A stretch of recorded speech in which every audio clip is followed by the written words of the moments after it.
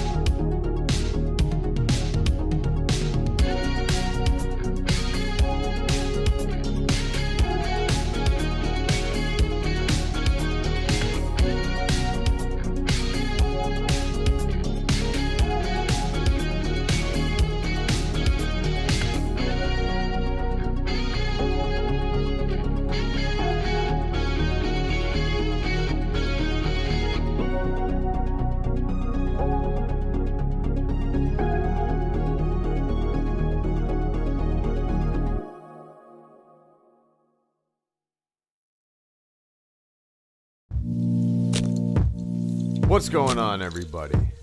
2, 1.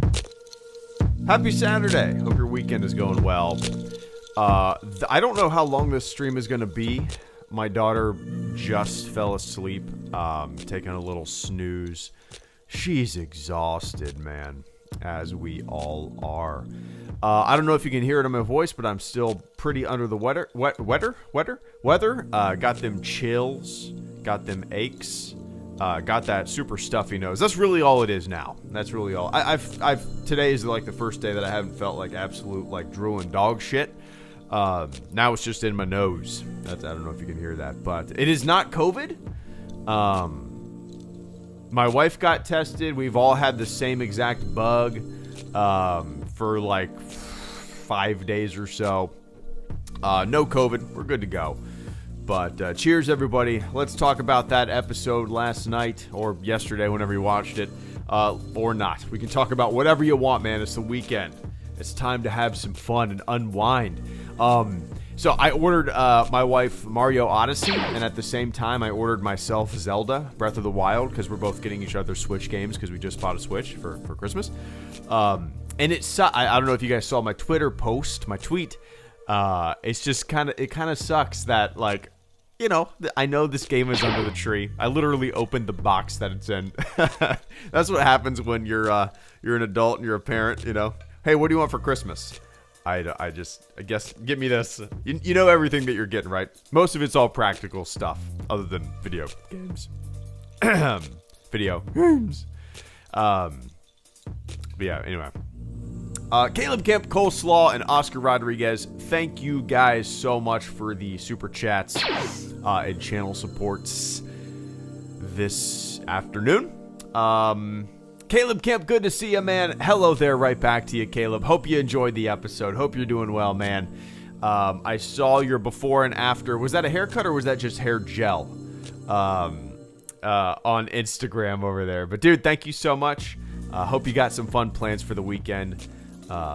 Or actually right now, like the most fun plan that I can possibly think of is having my daughter take like a 3-hour long nap today.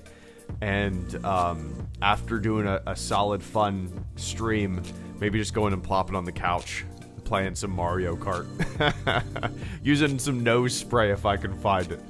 But anyway, Coleslaw, thank you so much for the super chat and channel support as well, man. Headed to Moab in a few. Can't stay for long. Nice, man. I've always said that, like, if I could move anywhere in the continental United States of America, it would probably be Moab. I've only been there once. We were there for only 2 days. And, you know, in and out really quick. But I loved it out there, man. I loved it so much. And I'm sure, you know, we went in March. And yes, Arches National Park was like super crowded, with like driving traffic, right? But I bet there are some really cool places, out there, that are kind of, you know, more in line with what the locals do. Just like probably places you're going to check out, right? But that's awesome, man. That's awesome. I'll be in Arches in a few hours. Oh, nice. No kidding. That's badass, man. We were out there. We just did the big Arches loop. We hiked Delicate Arch, as you have to. We saw Double Arch, as featured in Indiana Jones and The Last Crusade. And that's pretty much all we did. We did, I think there's like something called the Hammer. I can't remember. But yeah, we basically just spent like, I don't know, a day there, you know. And then after Arches, we just went into town for some beers, and then we decided, like, you know what, if we're out here, we're gonna do the Utah Mighty 5, damn it. So we hopped back in the RV and we drove out to Canyonlands for sunset, and we saw the Mesa Arch. We saw sunset at Mesa Arch, and it was beautiful, man. I'm so glad we did that, so we could officially say that we did the Utah Mighty 5, you know. But climbing the park, that's badass, man. Please share tons of pictures. I did see that I'm so bad at looking at my private messages, man. I have seen that you sent it. I have not looked at what you sent though, but I'll absolutely do that. What was it? Oh yeah, Canyonlands is great. Canyonlands, I wish, you know, we did our trip in 10 days, you know, 6 national parks. We also hung out at Monument Valley and Antelope Canyon, Lake Powell. You know, we did a lot of other stuff too, but I really wish next time we do a trip like this, as much as it was fun to like go in the RV, I kind of want to pick maybe 2 parks and do the same kind of trip, but only go to 2 different parks, you know, just spend more time in one. But yeah, dude, I love it out there. I definitely want, it's a place that I want to take my daughter when she's old enough to go and, you know, hike and appreciate it and stuff like that. That's why I'm staying in shape. Got to stay in shape for those fun. I'm 34, going to be 35 next year. Before you know it, my daughter's going to be 18, and I'm going to be an old fucker. And got to keep them muscles moving, right? I'm not going to be one of those slob-ass dads who doesn't do anything. I'm gonna be hiking Moab with my daughter in 18 years, right?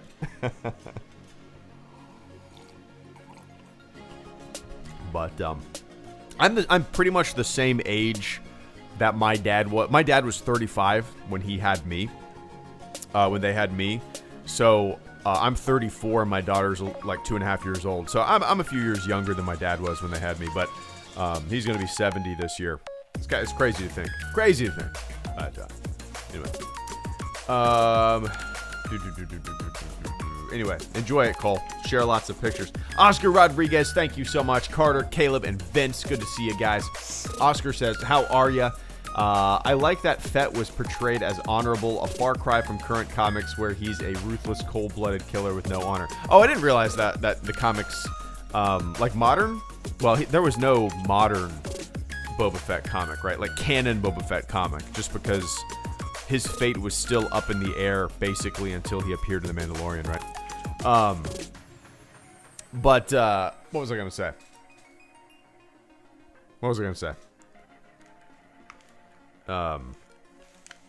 Yeah, I liked it. I liked the character a lot. As I said in my video, the fact that it was Boba Fett actually didn't make me like the character anymore. I mean, if it was just some random character that we had never heard of, I would have equally liked the character. It was just, yeah, like you said, an honorable character, right? Yeah, a man of his word, which I did not know the direction they would take. Oh, the music is a little too loud. I apologize, man. I'll turn it down a tad bit. There we go. I did not know what direction the comics were about him during the OT. Oh, I got you. That makes sense. I misunderstood. I thought there was like some post-OT canon novel or comics or something like that. Gotcha. But no, Oscar, I definitely liked the depiction. I was curious what direction they would take Fett in the show. I didn't know if he, you know, would be ruthless, would be a bounty hunter again, just kind of running through the motions again, and maybe going after the child this time around. I did not know the direction that they would take. In fact, the direction that they took is probably the one that I least predicted or expected, I guess. I thought they would kind of turn him into a big bad and maybe inadvertently help Mando by I don't know, something. But I did not end up, or I did not expect, Razor Crest to go boom, Boba Fett to be a man of his word and honor, and basically teaming up the three of them. It'll be interesting. It will be interesting for sure. But anyway.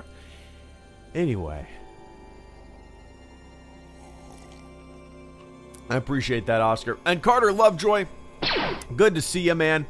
Carter Lovejoy says, I hope Robert Rodriguez returns for season 3 and we get a Machete Danny Trejo cameo, LOL. I actually was going through Rodriguez's IMDb yesterday and the day before. And I was going through, let's look at his director credits. I was going through basically his director credits and realizing that I had never seen anything like other than Sin City, I think it was. Isn't he a credited director? Yeah, I think so. Directed by, I think, yeah. Like, I'm looking, and I legitimately don't think I've ever seen anything he's done.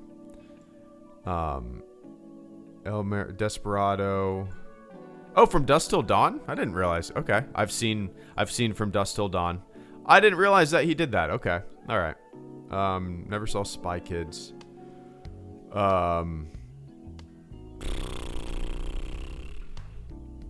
Planet Terror. Have I seen that? No. The Jetsons. What? 2010, The Jetsons? There's a Jetsons movie that came out in 2010? No. The Jetsons 2010. Why is there nothing about this?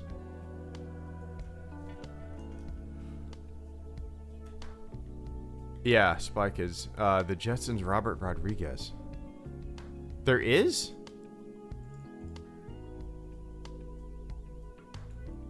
Why is there nothing on it? 2010 Jetsons. Weird, man. Nothing is on it.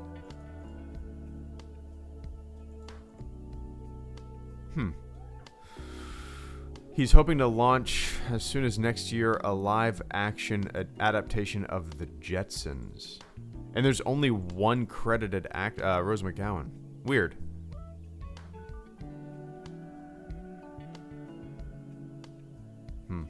All right. Anyway, there's been plenty other cameos there, Carter. Maybe your wish will come true. Anyway, I appreciate that, man. I want to look more into this Jetsons thing. I'm curious what the hell's going on. Let's see. Jetsons. 1990, the movie, of course. Let's see. But no 2010 listing. I'm confused. Unless it was like just a thing that was going to get made and never got made. Anyway.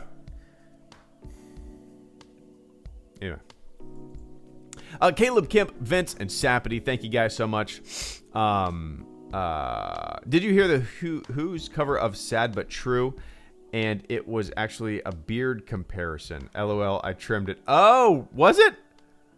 I was looking at the hair. I didn't even see that. I wasn't paying much attention. I must have... I saw the before and after, and I thought, like, oh, you put some gel in the hair or something. Okay, I need to look at it again. I think I saw it super late last night. We stayed up really late last night finishing up our Christmas shopping.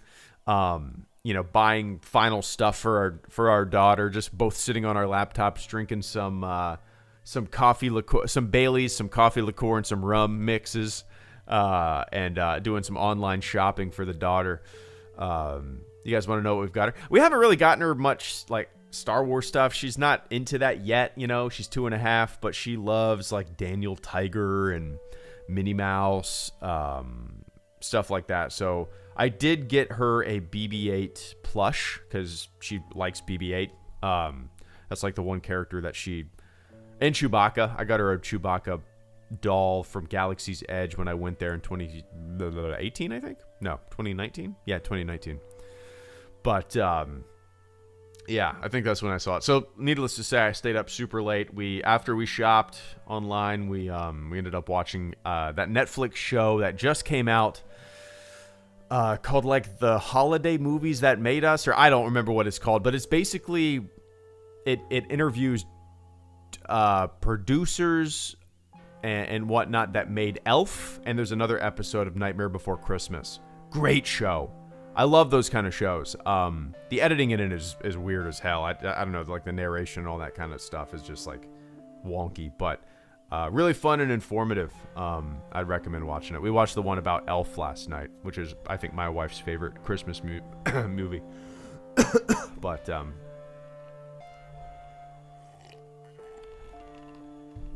anyway, yeah, late night, Caleb. Is that up till about 1, which is very rare for us. Very rare for us. But yeah. Anyway, Vince Wynn, thank you so much for the channel support. I greatly appreciate that, man. Still a little under the weather. Vince says, eat you a pepper. It'll open your sinuses. Having some homemade chicken tenders with some A-frame. Nice. Playing your stream on the TV. Bill Burr is back in Mando. Things are as they should be. Dude, I don't know why. I'm just super... I've been a fan of Bill Burr's comedy for over a decade.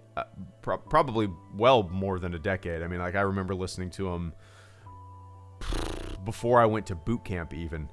Back in, like, 2007, maybe? 2006, 2007.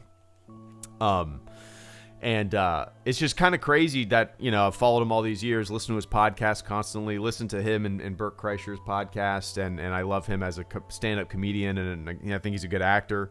And to have him in Star Wars is just kind of like, I don't know, it's such a nice little treat for me as somebody who is a fan of the stand-up comedian, you know? Yeah, he's a good SNL host for sure. But yeah, I've been a huge fan of his for a long time. He's my... I think I have 2 all-time favorite stand-up comedians, and it's kind of hard for me to pick who is my favorite. They both fill different roles for me. One of them is George Carlin, and the other one is Bill Burr. Those are my 2 all-time favorite stand-ups. But yeah, super excited. Loved his character, Mayfeld. I really hope they come out with a Mayfeld Black Series figure, because, I mean, you know me, I don't really buy anything like action figure wise or Star Wars wise. Sorry guys, man, this sickness just needs to go away. But I got one of those tickles in my throat that is not going away, man. Shit, what was I saying? So, yeah, just it's great to have him. Oh yeah, Black Series figure. I want a Black Series Mayfeld Bill Burr figure. Like, I don't buy Star Wars stuff very often. I can't tell you the last time that I bought a Star Wars action figure. I do have a few new ones just because GameStop sent me some. I screamed at Slave One because I did not want Boba in this show.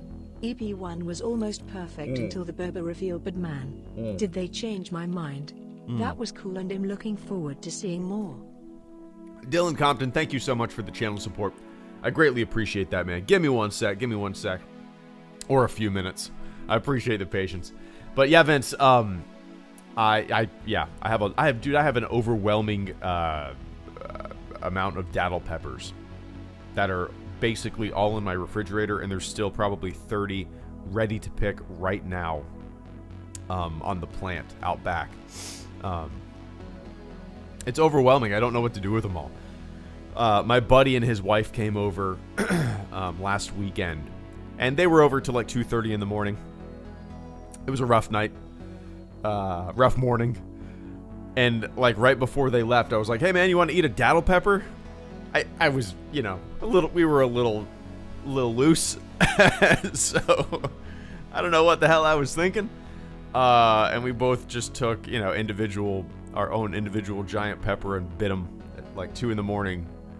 after feeling pretty good. And it was just dumb. It was stupid. Our mouths were on fire. We were both like just crying uncontrollably. Just tears streaming down our face. But anyway. Figures, right? I get that. You know, I mean, everybody on planet Earth has had that like back of the throat uncontrollable tickle, you know, whenever they have a cold or something like that. It's almost like this dry spot that whenever you breathe, it just kind of starts to tickle. I got that right now. Figures that would happen right in the middle of a stream, right?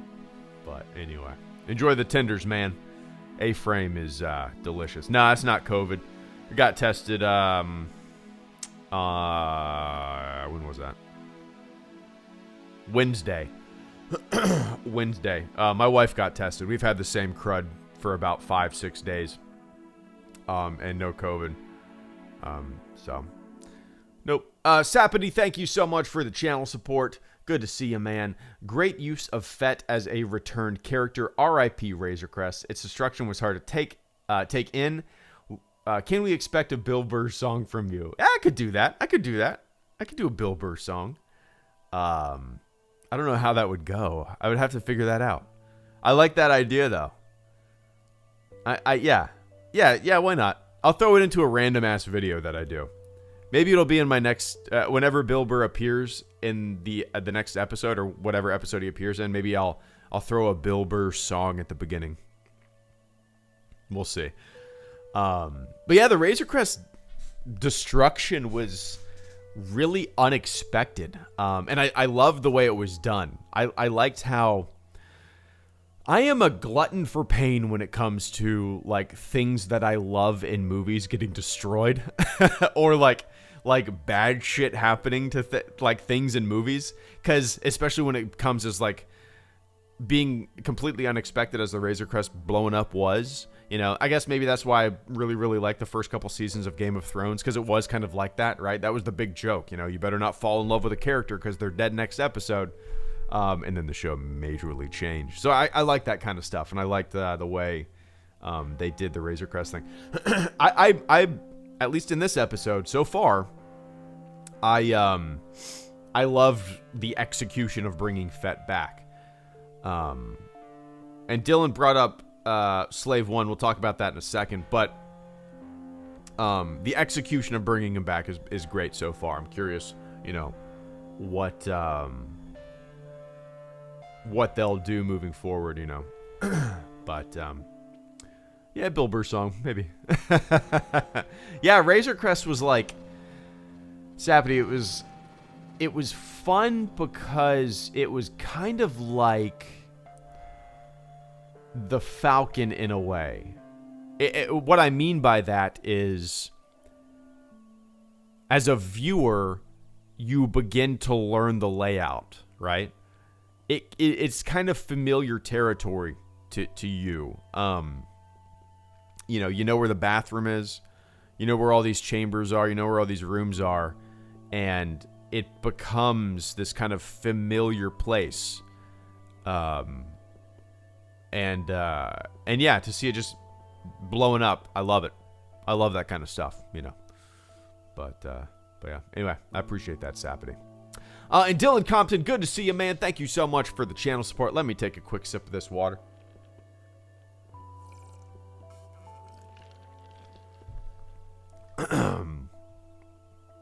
There we go. Where did it go? There we go. Dylan Compton, I screamed at Slave One because I did not want Boba in this show. Episode 1 was almost perfect until the Boba reveal. But man, did they change my mind. That was cool, and I'm looking forward to seeing more. Vince, I don't know if you're still here, but what you said about, well, you probably still are. You have me on the TV, and you're eating chicken tendies. What you said about Slave One, I think you maybe threw it in my comment section, but what you said about Slave One kind of like just flying by, I wish I would have mentioned it, because we definitely had very similar thoughts. It was just kind of like, it reminded me of, like when you see low-flying planes, or I don't know how to explain. There was an. Well, I guess, yeah, it reminded me of like when I was on the flight deck at my squadron and you would just see helicopters flying by super low. You know, they're there and it's just kind of like they look like they're moving really slow across the sky. Yeah, I loved the Slave One reveal. Dylan, I'm with you, man. Like, I've been saying it for basically this channel's when this channel was created. Or at least when Disney acquired the franchise and announced they were going to make new movies. I've been saying that, like, I don't want old characters in my new stuff, right? And I still believe that. Conceptually, I'm not a fan of it. But it's all in the execution, right? And the way they've brought Boba Fett back is fun. I think they've taken his character in a good direction that I've really enjoyed seeing so far, at least. I'm curious, yeah, where they'll take it for sure. But yeah, the whole episode, to me at least, like, obviously, you know, Grogu is gone, Razor Crest is gone. It's kind of the bottom of the barrel. Everything's gone to shit. But the whole episode was like an excuse just to show everyone how much of a fucking badass Boba Fett is. Swinging his gaffy stick, going crazy. Yeah, it was fun, man. It was fun.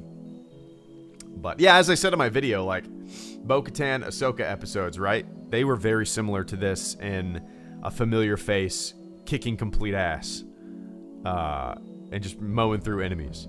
Very similar in that regard, but anyway. I appreciate that, Dylan. Cheers, man. Well, we'll see if you still like it in the next couple episodes.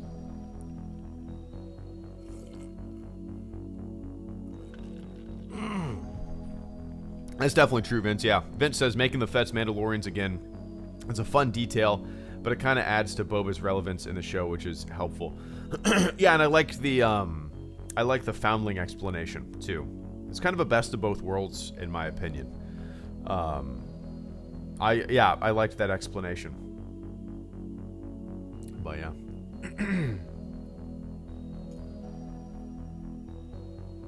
Frog Lady is the key to all this. It's funny, man. Like, I've been wanting a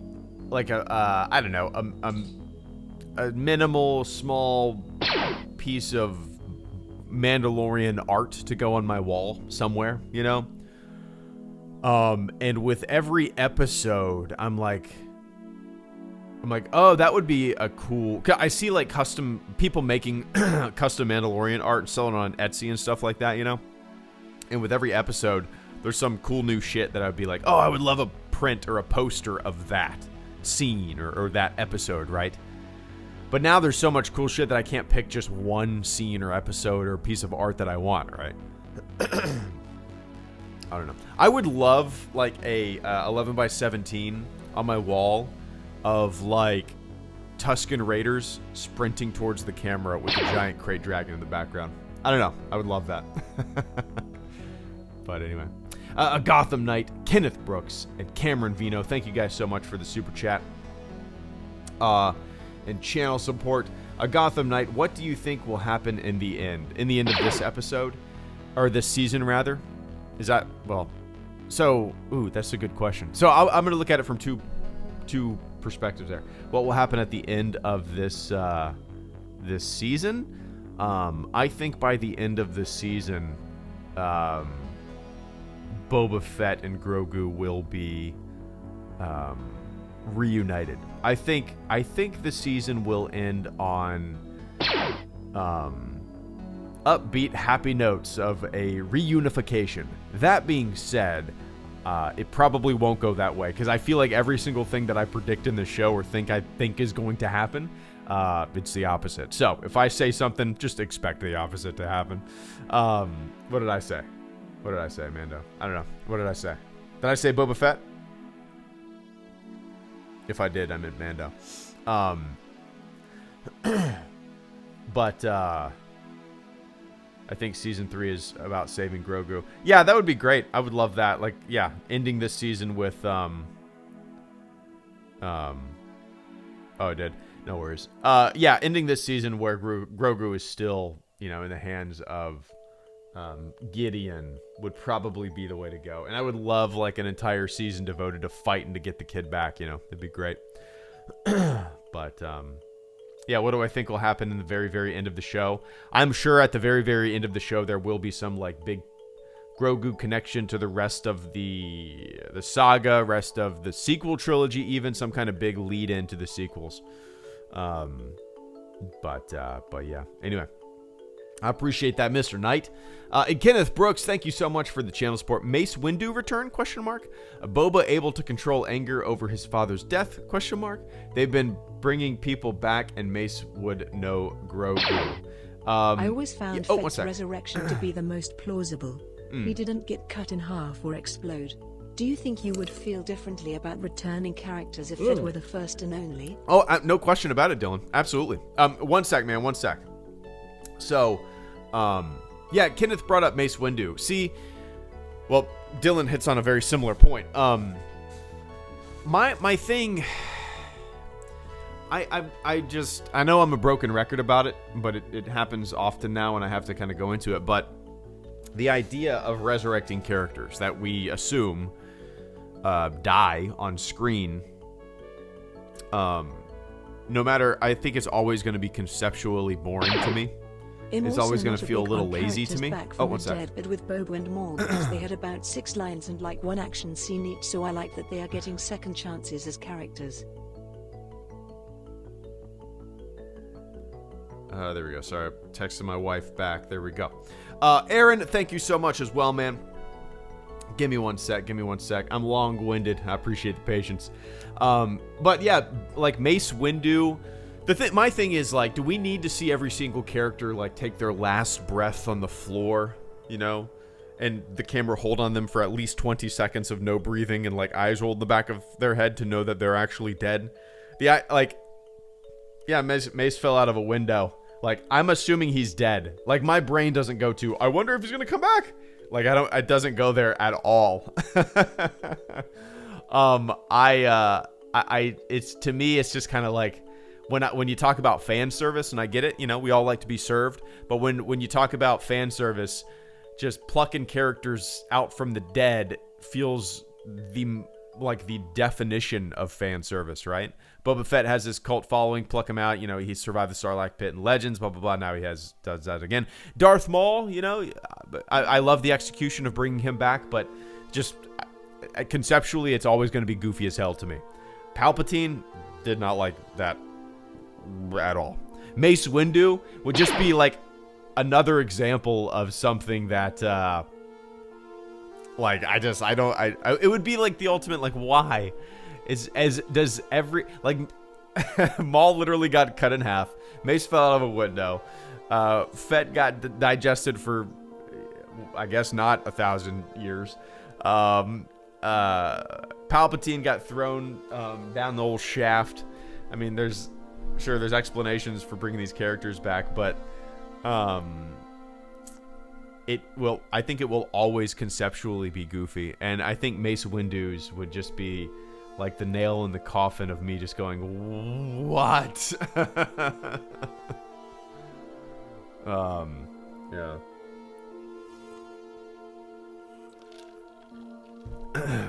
But that's just me. I mean, anything's possible, right, Kenneth?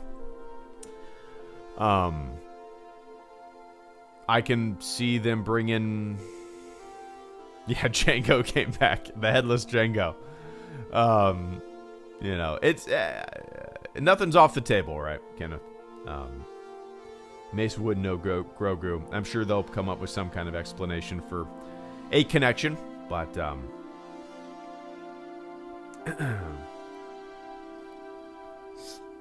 Anyway, I appreciate that, man. And Cameron Vino, thank you so much as well. I didn't really feel like Rosario Dawson pulled off Ahsoka to perfection, and I honestly think that episode was the weakest of the show. Oh, interesting. Yeah, I mean, I enjoyed the episode. It didn't completely blow me away, but I did think Rosario Dawson, personally, Cameron, did a fantastic job as Ahsoka. Better than I was expecting. I didn't know what live action Ahsoka would be like. Sorry, guys. It's not COVID. We got tested. You can't get it through the microphone anyway. But what was I saying? Shit. But no, I personally thought she did a great job. Mannerisms, tone, you know, I haven't really looked at the general consensus of what people thought. I mean, do you guys think Rosario Dawson did a good job as Ahsoka? I really haven't looked at anybody else's opinion of it, but I thought she did a great job. You know, there's always going to be a disconnect between like an animated character and the live action version. Maybe some people it will forever be like this unpenetrable disconnect. You know, I get it, but I thought I thought she did really well. But that's just me. Was your favorite episode? Interesting, Vince. Yeah. I mean, the episode to me wasn't that great. I think the only reason that it's memorable is because it is basically a hey, remember Ahsoka episode, you know. Things that happened in it, yeah, I don't know. I guess we do learn Grogu's name, but yeah. I like her a lot. People complaining about her voice don't really have an argument, in my opinion. Clone Wars Anakin sounded nothing like Hayden Christensen. Oh, absolutely, Jake. Absolutely. I completely agree. I think that's a silly thing to complain about, you know. Obviously, her voice is going to be different. It's a different human being, and it is live action. Obviously, she's going to look different. It is live action. It's not animation. It's a human being. But yeah, anyway. I appreciate that, Cameron. I'm sure you're not, your opinion is not, I'm sure you're not alone in your thoughts, for sure. But, yeah. I like that one, Suka and Crate Dragon, my favorites, I think. Dude, I think Crate Dragon is my favorite episode of the series so far. I think it is. But yeah. Oscar Rodriguez, thank you so much for the channel support as well. Oscar says, for Solo 2, they could cast Daniel Logan as Fett. That would actually be kind of cool.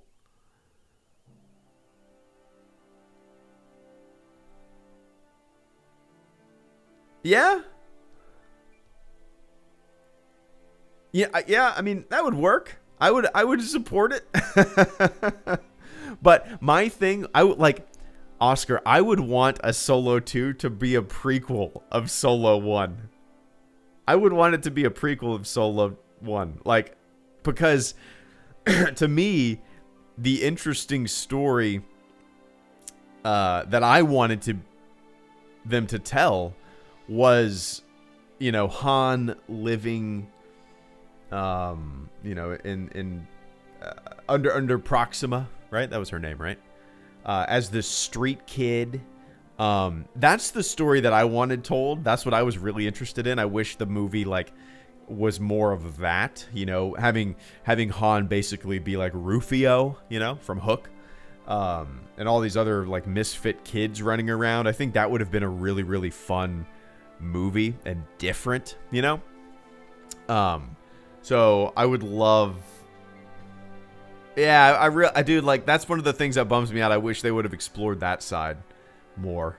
I think it would be really fun to kind of have younger Han on the street, basically being Rufio.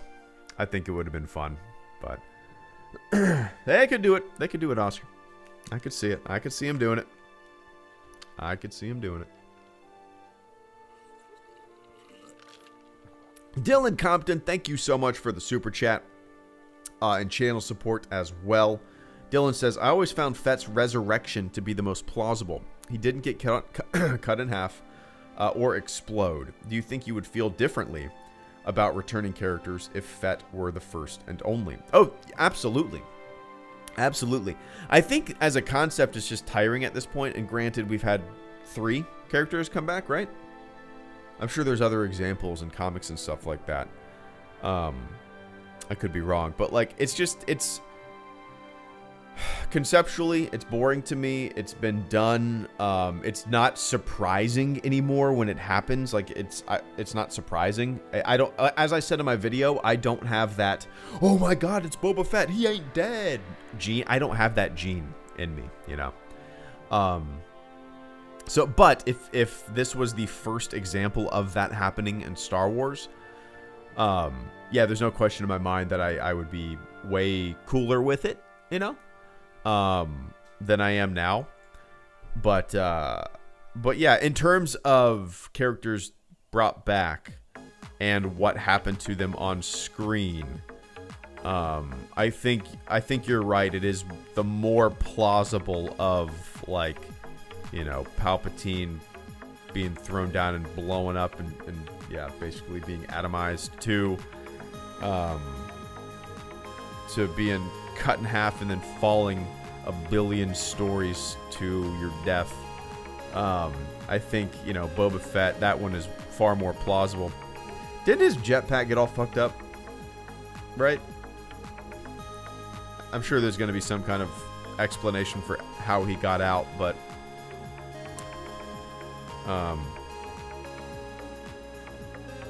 yeah. But yeah, I think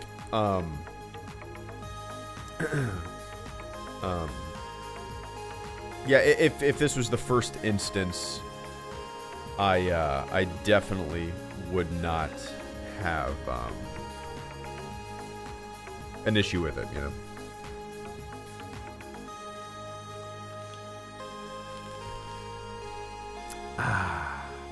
Vince says, I think they showed Mando being eaten by the dragon and escaping to make it more plausible that Boba Fett escaped the same situation. That's true. Yeah, for sure. Yeah.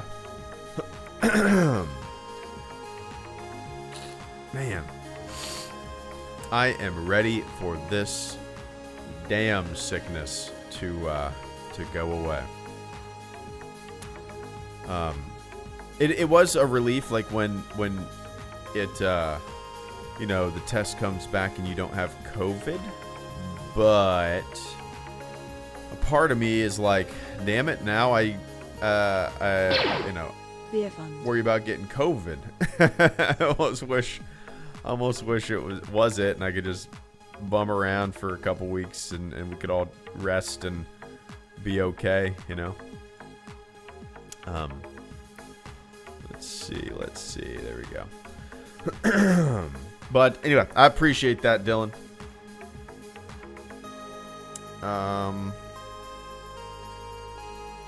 Closing out a bunch of browsers. Sorry. There we go. Aaron. Bolio? I'm butchering it. Bulio? Phonetically type it out for me, Aaron, if you're still here. I appreciate the patience, guys.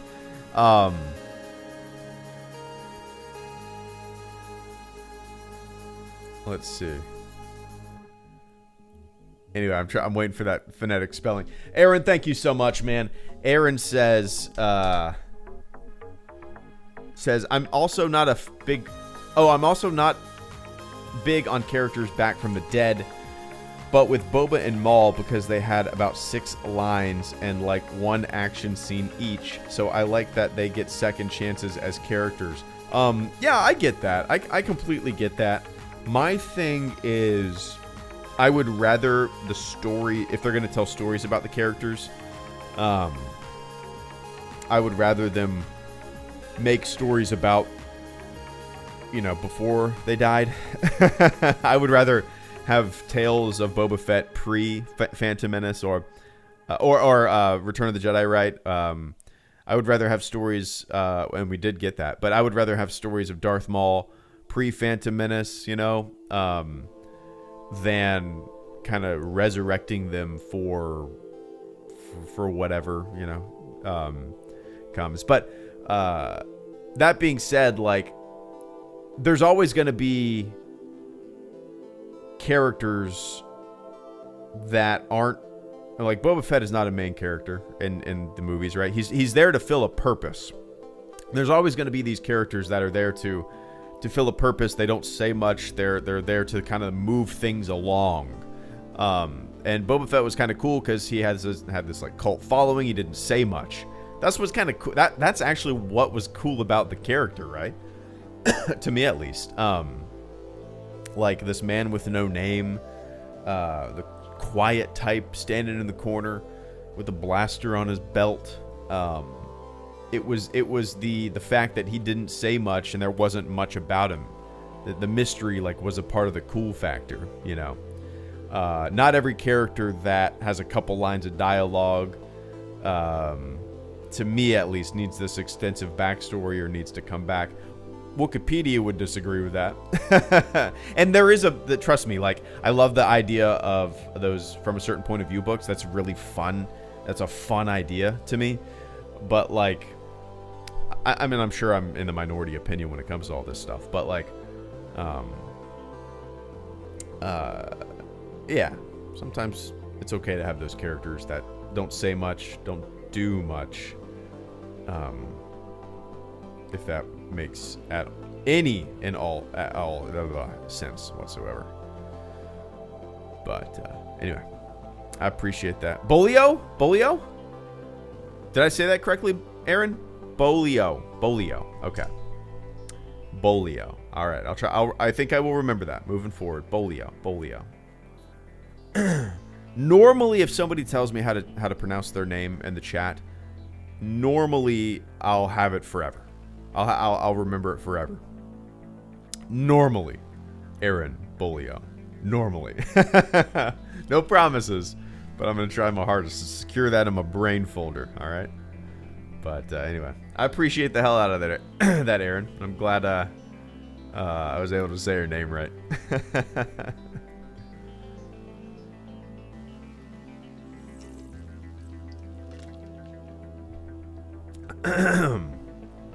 Oh, man. Vince Wynn, Mr. St. Jake, and Cameron, thank you guys so much. Vince says, not sure if I want, but some reason I think Mando will kill Gideon, save Grogu. Then I think Luke will show up and leave it on a cliffhanger. Dude, it's so interesting that so many people think that the connection will be with Luke. I suppose, I mean, that makes sense, and it would be a fun tie-in. But it's interesting where everybody's kind of brain is going. And who, I mean, obviously Luke is one of very few. I would like it. I mean, it would make sense, but anyway, yeah, there's no question in my mind that Mando is going to kill Gideon and save Grogu. So you're talking about at the end of this season? That's a good guess. What do you think, like, would they de-age Mark Hamill? Would they not really care and just throw him in there and we'll just understand that he's technically older than he would have been in the show, you know what I mean, in real life? Sebastian Stan, there you go. No, I think they'd recast Thin Ice there on. Gotcha. Sebastian Stan. Bucky Barnes. Yeah, I would dig it. I mean, I've seen people compare young Mark Hamill, side-by-side pictures of him. Definitely looks... the similarities are definitely there. But, yeah, we'll see, man. We'll see.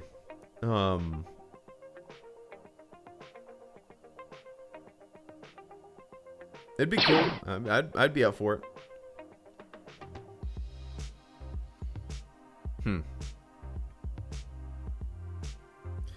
That's an appearance that would probably, like, really get me. I'd be like, oh man, that's awesome.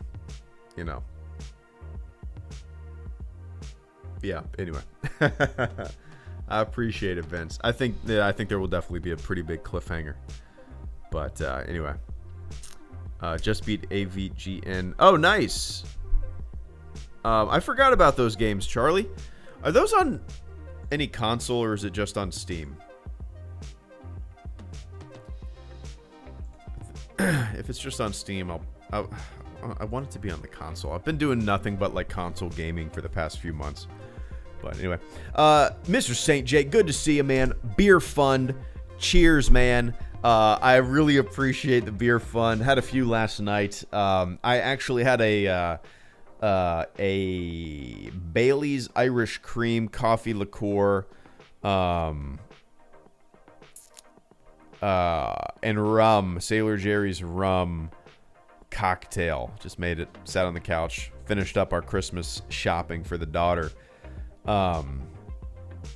That's what I had last night, and a couple beers, 2 beers. I was up until about 1 in the morning, but it was delicious, man. We still have a few beers in the fridge for the weekend. Long drink name, yeah. So I'm gonna throw that into my wife's at the grocery store literally right now. She's picking up some eggnog and some rum. So I'm gonna throw that into the eggnog rum fun, if you don't mind. I appreciate that, man. I'll take a picture tonight with the eggnog rum. Keep an eye on it. I'll do it in front of the Christmas tree. How about that? Maybe I'll throw on my Christmas pajamas and take a good shot. But anyway, I appreciate that, man. Cheers. And Cameron Chambers, thank you so much for the channel support. Caleb Kemp as well. Cameron says, I did find 206 to look a bit fan... Oh, I see what you're saying. Season 2, Episode 6 to look a bit fan-filmy. Like you said, it's crazy that Episode 1 of this season, which looks super cinematic and high budget, is in the same season. Absolutely. I think the comparison is... it's really interesting because... I feel like we've seen a lot of fan films like that. You know what I mean? I think if there wasn't a thing of like Star Wars fan films, would we have that thought? I mean, I have seen so many Star Wars fan films of stormtroopers like at the sand dunes. You know what I mean? Or in the woods, or in some kind of like, you know, rocky western scenery, like location. You know, to the point where when you see it in an official Star Wars released thing in The Mandalorian, my brain instantly goes to all those fan films that I've seen, because, you know, if you're gonna put on stormtrooper armor and have a camera and try to shoot a fan film, where are you gonna go? You live anywhere remotely close to like Utah, where are you gonna go? You're gonna go out to where it's rocky and dry, right? You're gonna pretend it's Tatooine or something like that, right? It definitely looked like a fan film, no question about it. Which is not, and I don't mean that in any kind of disrespect or trying to put the episode down. I actually liked the look of it. I actually liked the kind of the washed out look of it. I liked it. I appreciate the on location shooting like that. Yeah, I thought it was great, but. And I do like how it was so different than, as you said, like other episodes that look really cinematic and high budget. Because, I mean, like this episode, like I said, you know, we've seen fan films out in deserts like that. Anybody could go out and shoot if they're talented at framing shots, and they have some 501st Stormtroopers at their disposal. That are willing to put on their armor and help out. You know, you got yourself a good start to making your own fan film, I guess. But anyway, I appreciate that, Cameron. I do like how different it was, for sure. But and Caleb Kemp, thank you so much for coming in with the final super chat and channel support of the stream. Angry Video Game Nerd 1 and 2 Deluxe. Okay, here we go. $15 for both of them. Nice. Yeah, I definitely want. I've been wanting to pick this up as a big fan of his. One sec, Caleb. Sorry, I saw somebody. What is Asper? What is this? What is this game? Experience city building as never before. Overcome near impossible odds to terraform Mars. Man, I wish I could get into games like this. They always look so cool to me. I just don't have the patience. Angry video game nerd Switch. I just bought a Switch a couple weeks ago, so let's see. Oh, it is on the Switch.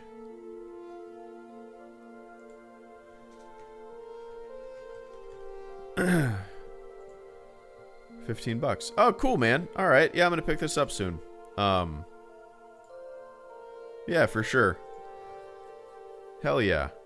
I'll probably wait to pick it up just because, you know, I'm going to have so many games to play soon. My wife got me Breath of the Wild. I got her Mario Odyssey. I'm currently playing A Link to the Past again. A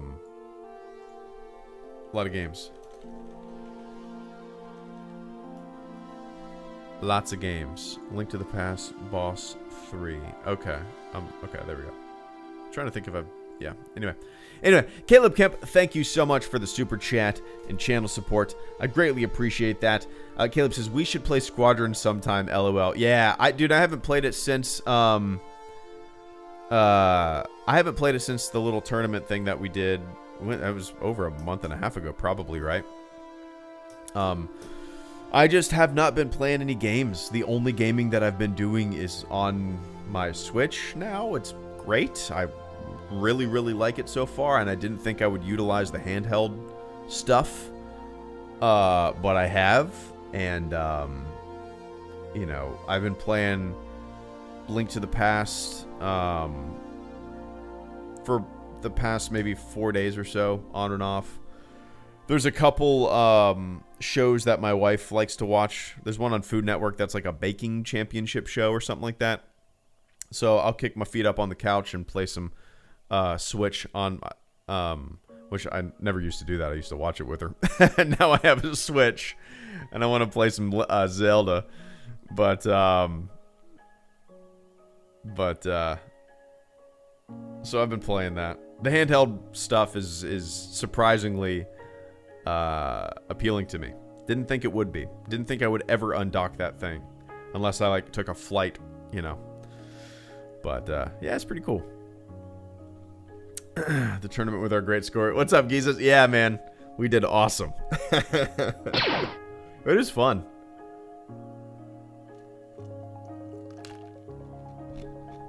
Yeah, it was fun. Heath Dodson, thank you so much for the super chat channel support, man. Final super chat channel support before I go.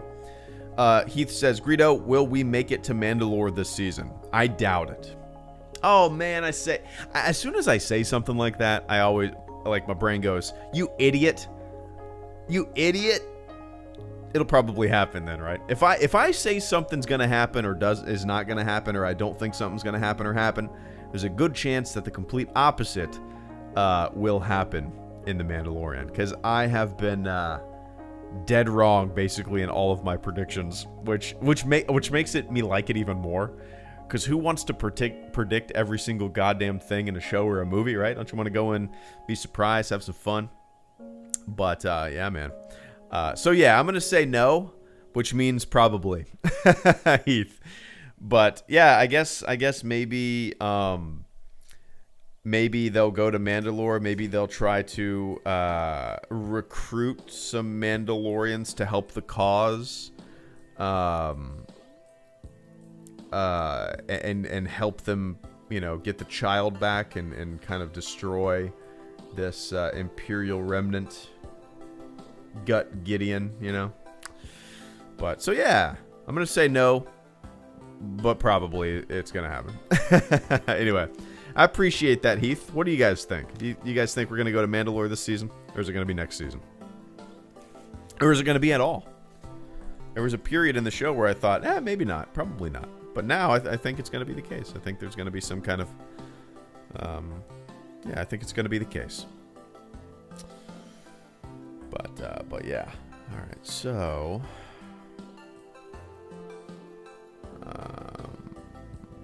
Camino because of the possible cloning experience going with Dr. Pershing.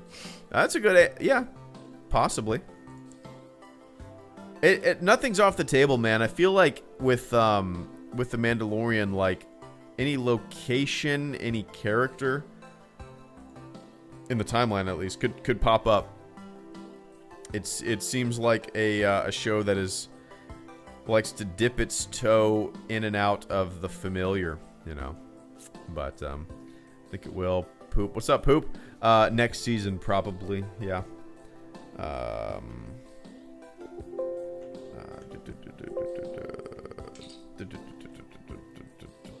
All right, cool. There we go. All right. Anyway, guys, it is time for me to jet. My wife is on her way from the grocery store. Perfect timing. Gonna go help her unload all the stuff. And do maybe a little either. Like, I want to run so bad, but I know it'll make my sickness feel even worse, you know. Maybe I'll just go to the bench in the garage and do that. We'll see. But anyway, guys, enjoy the rest of your weekend. I don't know if I'll do a stream tomorrow, but this was fun, man. Thanks for hanging out with me on a Saturday afternoon. But all right, enjoy the rest of your weekend, guys. To everybody who supported the channel through Super Chats, thank you so much for the support. The channel survives because of you all. To everybody who hung out in the chat, thank you so much for hanging out. Yeah, I don't know when I'm going to do another stream. Don't know when my next video is coming out, but stay tuned. You guys know me. I don't plan anything. I fly by the seat of my pants. So, all right. Enjoy the rest of your morning, your afternoon, your evening, wherever you are on planet Earth. And I will catch you all on the flip side. See ya.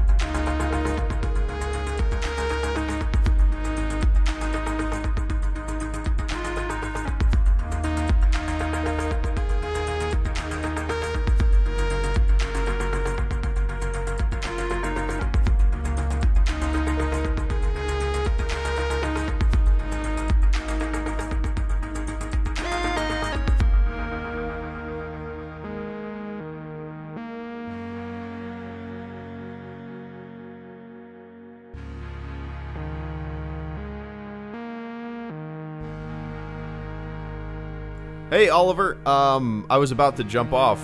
Literally, I was hovering above the stop stream. I don't know if you can hear me. Are you still here? Are you still here, Oliver? If you're watching this live, hopefully you can hear me. Oliver says, as a father of a 4-year-old, how much game/screen time do you think is healthy for your baby? So my daughter is a little over 2.5. The only time that we really let her watch anything is like if I'm making dinner or making her some lunch. I'll put something on TV and just so I can have some time like to make food And because if I didn't, she would try to be picking up knives, basically. Now, my parents got her like a little tablet, like an Amazon tablet for kids. She likes that. I'll pick her up from preschool, and then she'll play like a Daniel Tiger game in the back seat. We don't like we don't restrict her from watching anything. in terms of like, it's not like we keep the TV off around her or anything like that. She doesn't really pay much attention to TV, to tell you the truth. Like if we put on a movie, she will she'll watch it for a couple minutes, and I would say after 15-20 minutes she will lose interest and want to play, So I really don't know how to kind of say how much time is healthy or not healthy.